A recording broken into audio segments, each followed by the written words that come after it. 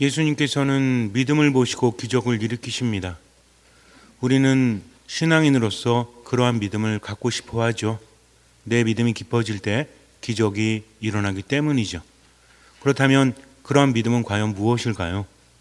성당에 열심히 나오고 기도 열심히 하고 말씀 묵상하고 그것이 참된 믿음일까요? 물론 그것을 통해서 믿음은 생겨나기 마련입니다. 하지만 아무리 기도하고 아무리 미사에 참여한다고 할지라도 가장 중요한 중심을 잃어버리면 믿음은 자라나지 않는다는 거죠. 믿음이 있는 사람은 마음속에 기쁨이 있고 평화가 있습니다.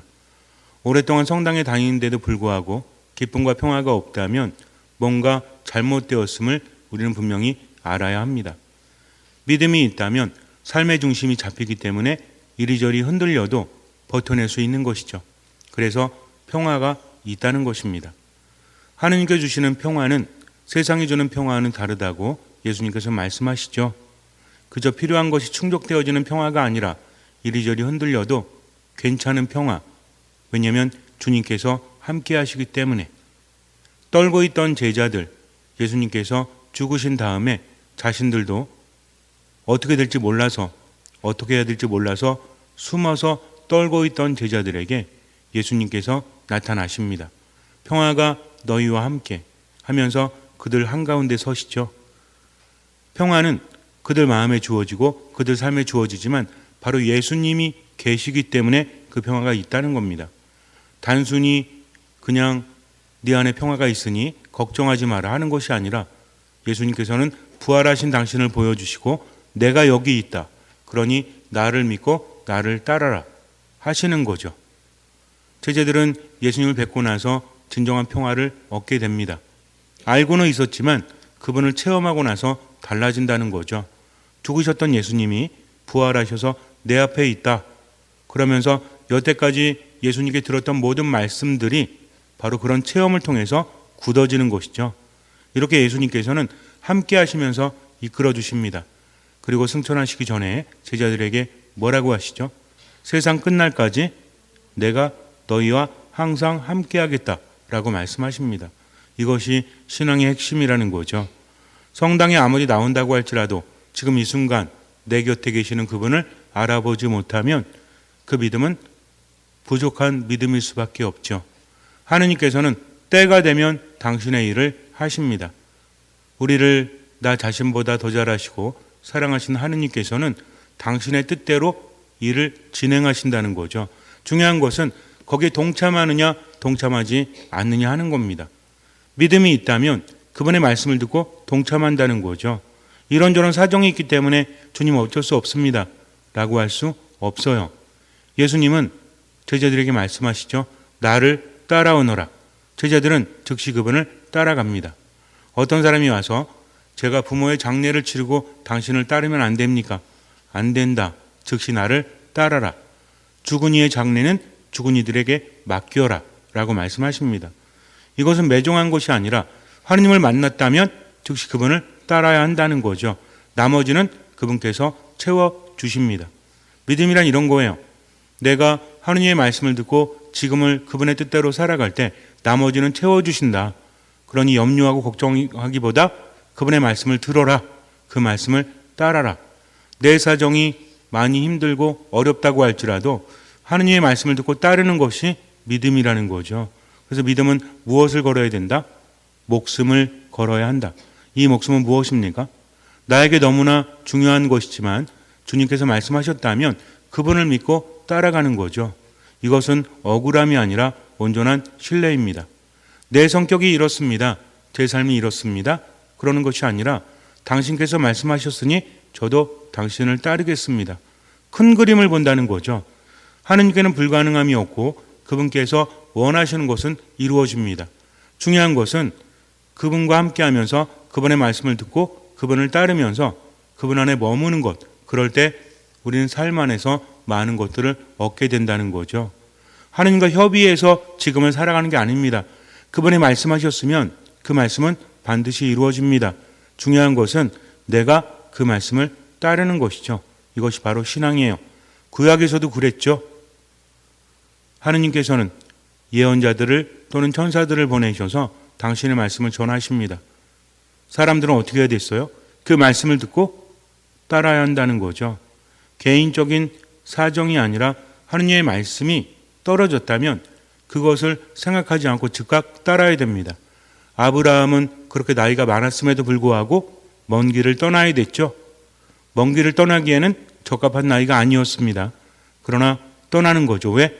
주님께서 그렇게 말씀하셨기 때문에. 아이를 낳을 수 없었죠. 나이가 너무나 많아서. 아브라함과 그의 아내도 너무나 많았습니다.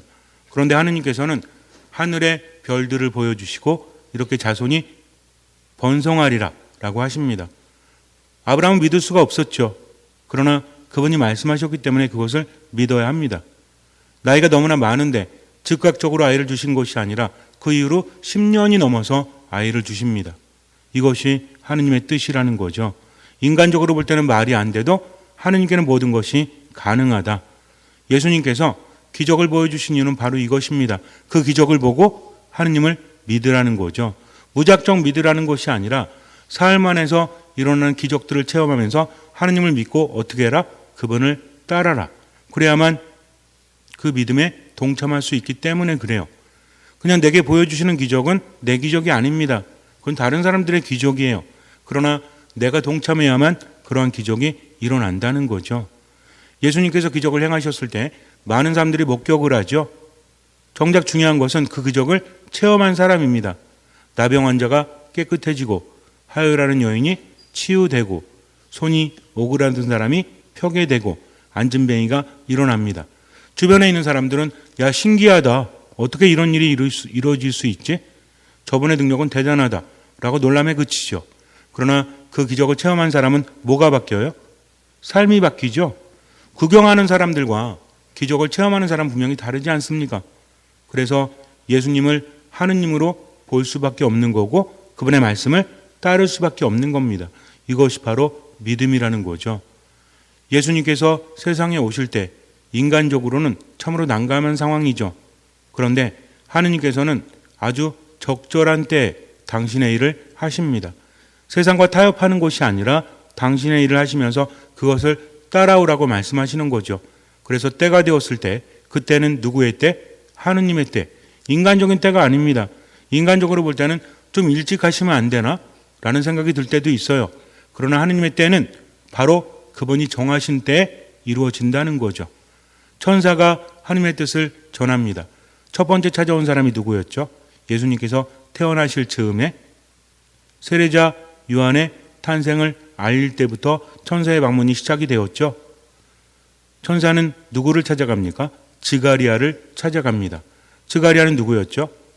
엘리사벳의 남편이었죠. 나이가 많았습니다. 성소에서 분향을 합니다. 이 사람의 직업은 사제였어요. 자기 차례가 되어서 성소에서 분향을 하고 나머지 신앙인들은 밖에서 기도하고 있습니다. 사제만이 들어갈 수 있는 성소, 그 안에서 천사를 만나죠. 천사가 말합니다. 너의 오랜 염원이 이제 이루어졌다. 아들이 태어날 것이다. 그 이름을 요한이라 하여라. 이름을 정해줍니다. 너네 가문의 이름이 아니라 하느님께서 정해주신 이름 이것으로 해라. 하지만 지가리아는 받아들이지 못하죠. 왜 받아들이지 못합니까? 믿음이 약해서? 물론 그래요. 그러나 인간적으로 우리도 마찬가지일 거예요. 나이가 엄청나게 많은데 아내 엘리사벳도 나이가 엄청나게 많은데 이미 태가 다쳤는데 무슨 애가 태어날 수 있습니까? 그랬더니 천사가 뭐라고 하죠?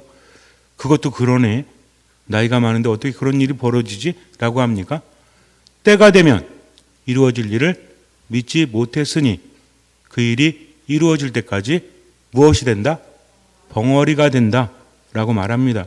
지가리아는 말을 하지 못하죠. 그리고 요한이 태어나서 그 이름을 요한이라고 정했을 때 혀가 풀려서 말을 하게 됩니다. 천사를 만나고 말을 하지 못하고 요한이 태어나고 이 과정이 그에게는 신앙 체험이었습니다. 그 다음부터는 하느님의 말씀을 즉각 따랐겠죠. 이제 천사는 누구에게 가죠? 성모님께 갑니다. 나자렛에 살고 있는 어린 처녀였어요. 천사가 나타나서 은총이 가득하니여 기뻐하여라. 주님께서 너와 함께 계시다 라고 합니다. 이게 가장 중요한 메시지입니다. 어떤 일이 일어나든지 걱정하거나 두려워할 필요 없죠. 왜? 하느님께서 함께 하시니까. 근데 이것은 천사가 알고 있는 거죠. 성모님이 알겠습니까? 그 어린 소녀가 뭘 합니까? 그때 나이가 몇 살 정도 되었다? 한 13살, 14살, 15, 16, 요 사이였겠죠. 우리 중고등부 정도 나이? 갑자기 천사가 나타나서 이렇게 말하니 얼마나 황당합니까? 저는 남자를 알지 못합니다. 지금 약혼 중에 있지만 저는 결혼하지 않았습니다. 어떻게 그런 일이 일어날 수 있습니까? 하느님께는 모든 것이 가능하다.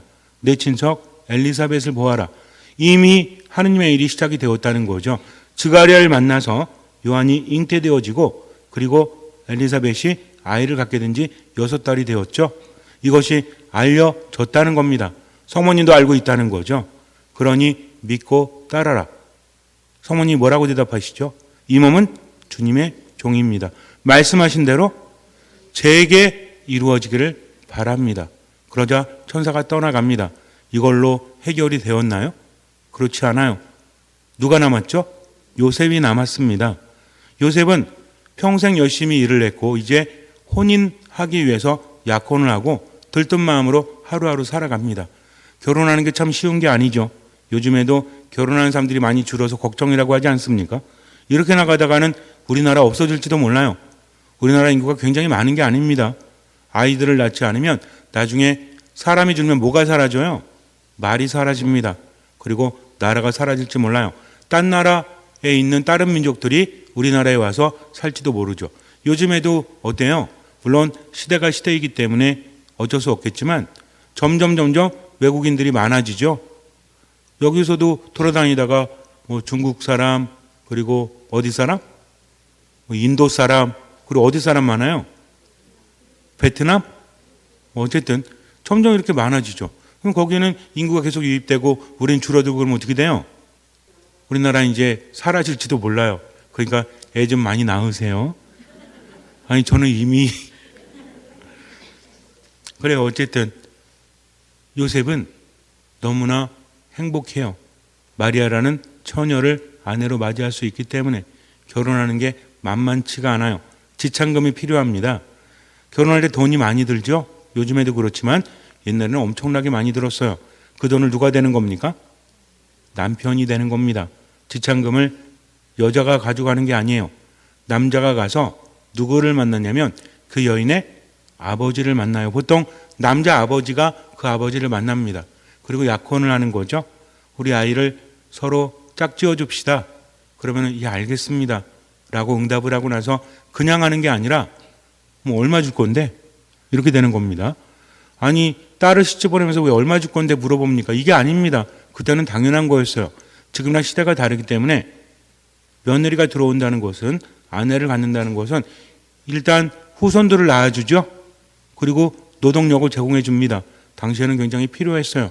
그래서 이스라엘이 결혼 형식이 우리랑 마찬가지로 일처 일부제죠. 왜 그러냐면 원래는 여러 부인을 둘 수가 있습니다. 문제는 뭐냐면 돈이 없어. 한 번 아내를 데려오기 위해서는 기둥뿌리가 뽑혀야 됩니다. 그래서 뭐 양 10마리, 소 2마리 막 이런 식으로 하면 여태까지 벌어온 모든 것들을 다 갖다 줘야 돼요. 그래서 계약을 합니다. 처음에 약혼을 하고 약혼식을 하기 전에 이제 계약을 하고 나서 약혼을 할 때 소 10마리하고 염소 한 20마리 드릴게요. 그리고 계약금으로 소 한 5마리 주는 겁니다. 그리고 약혼 기간 동안 그걸 마련하는 거죠. 약혼 기간은 몇 년? 1년. 1년 동안 아무 일도 없어야 합니다. 둘이 만날 수가 없어요. 만나면 큰일 납니다. 1년 후에 만나야 되는 거예요. 그래서 멀리서 바라보겠죠. 마리아를 바라보니 어때요? 이쁘죠.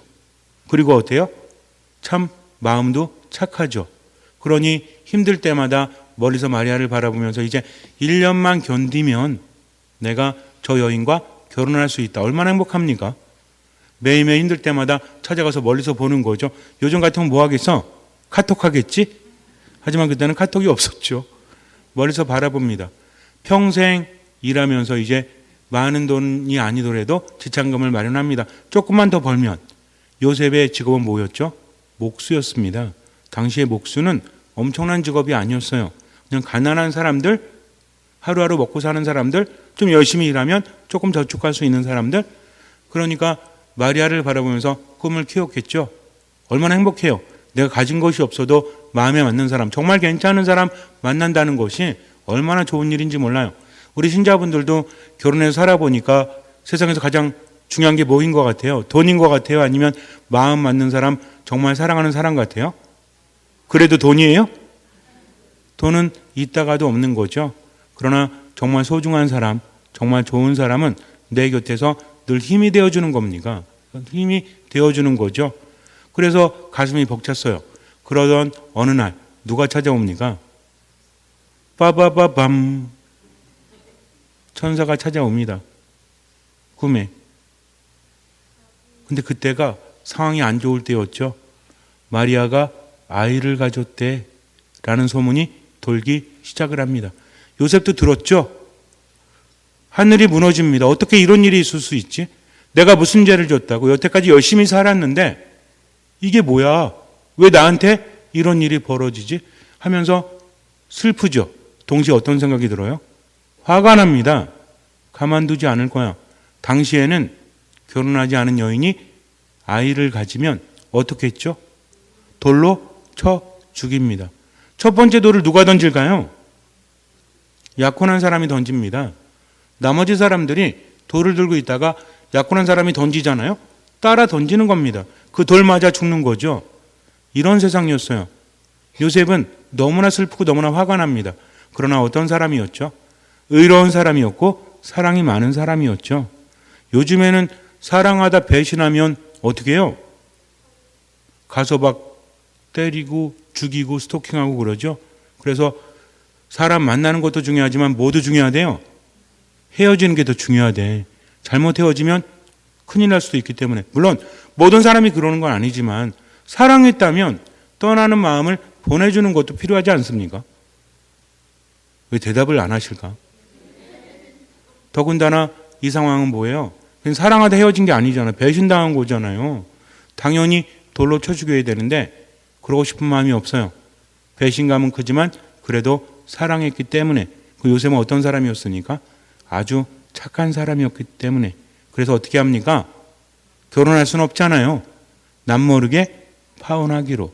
파혼은 하지만 마리아는 살려주기로 마음을 먹었다는 거죠. 이럴 때 천사가 나타납니다. 천사가 나타나서 뭐라고 하죠? 다윗의 자손 요셉아, 두려워하지 말고 마리아를 아내로 맞아들여라.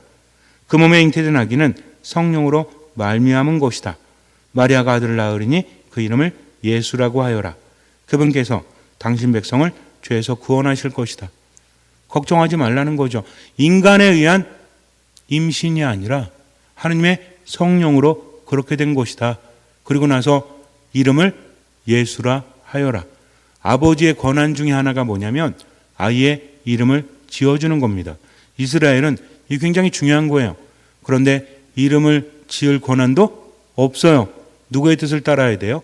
하느님의 뜻을 따라야 합니다. 이 이후에도 천사는 또 방문을 하죠. 헤로데가 아이들을 죽이려고 할 때, 또 동방 박사들이 헤로데에게 찾아가려고 할 때, 또 이집트에서 살다가 다시 이스라엘로 돌아가라고 천사가 알려줍니다. 몇 번의 방문은 있지만 오늘은 여기까지. 굉장히 중요합니다. 천사는 언제 나타났죠? 성소에서. 그리고 언제 나타났습니까?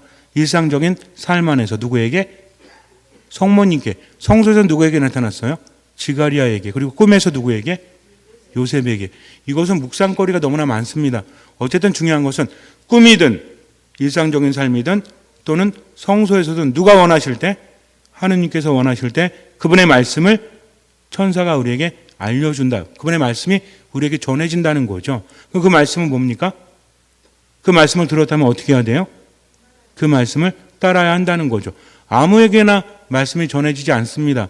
하느님을 향한 사람, 어떤 마음을 가진 사람?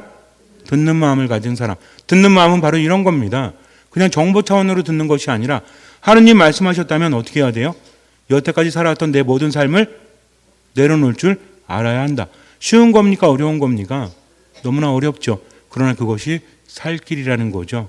막막하지만 어쨌든 받아들이면 하느님께서 이끌어 주십니다. 요셉은 어땠을까요? 그동안 푸른 꿈을 지니고 정말 행복했을 거라고 생각했던 모든 것들이 무너졌을 때 그 다음부터 우울했을까요? 어쩌면 인간적으로 좋은 아내를 맞아들이지 못했지만 그러나 함께 살면서 그 사이에서 누가 태어납니까? 예수님은 누구시죠? 하느님이 태어나셨다는 거죠. 우리 결혼해서 몇십 년 사신 분들 살아보니 어때요? 만약에 결혼 전으로 돌아갔을 때 천사가 나타나서 이제 성령으로 예수님이 태어날 거다라고 한다면 여러분이 여태까지 결혼 생활을 하면서 쓴맛 단맛 다 보셨죠? 그러면 그것을 받아들이실 거예요? 아니면 안 받아들이실 거예요? 알콩달콩함이 없어도 하느님이 아들로 태어난다. 그럼 그것을 받아들이십니까? 안 받아들이십니까? 아니 괜찮아요. 대답하고 자유지 뭐. 그렇다고 그런 일이 벌어지는 거 아니니까. 어떻게 하실래요? 요셉은요. 얼마나 행복했을까요? 요셉은 언제 가장 행복했을까요? 예수님이 커가면서 하느님이라는 것을 알죠. 얼마나 행복합니까? 그리고 나중에 언제? 죽을 때. 요셉은 임종하는 이의 수호성인이죠. 왜 그래요? 죽을 때 누구 품에 안겨서? 예수님 품에 안겨서. 하느님 품에 안겨서 죽을 수 있다? 이거는 죽음이 행복한 겁니다. 이건 뭔지 알아요? 소풍 가는 거. 이제 이 세상의 삶이 끝나고 어디 간다? 천국 간다. 얼마나 설레일까요? 우리가 죽음이 두려운 이유가 뭐죠? 죽은 다음에 어디로 갈지 모르잖아. 위로 아래로 위로 아래. 어디로 갈 수 있어요?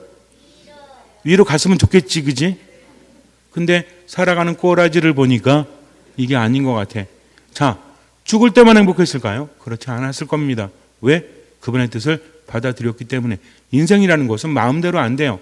인간적인 생각에 이렇다고 할지라도 언제 어떻게 변할지 아무도 알 수 없습니다. 그러니 하느님 말씀을 따르고 지금을 살아가세요. 여러분들이 성당에서 기도할 때, 일상적인 삶을 살아갈 때, 또는 꿈이나 무의식 차원에 머물 때 하느님의 말씀이 들린다면 어떻게 해야 돼요? 그 말씀을 따라야 됩니다. 슬퍼하지 마라. 나를 믿고 힘을 가져라. 그러면 어떻게 해야 돼요? 힘내서 오늘만 살아가는 거죠. 너 저 사람 밉지? 그래도 용서하기 위해서 기도해.